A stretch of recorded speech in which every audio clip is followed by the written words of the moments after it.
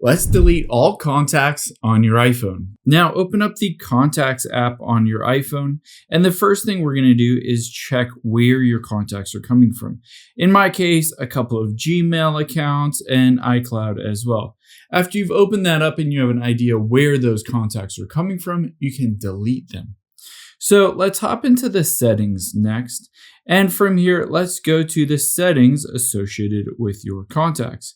And from here, you'll be able to adjust where they're coming from and whether to turn them on or off.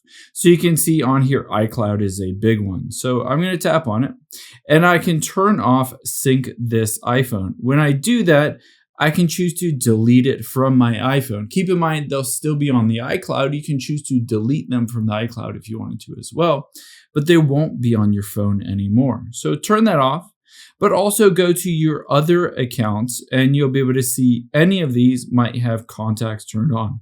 Again, toggle them off and hit delete from your phone. Just go through this entire list, disabling them, and now you won't have any contacts left on your phone.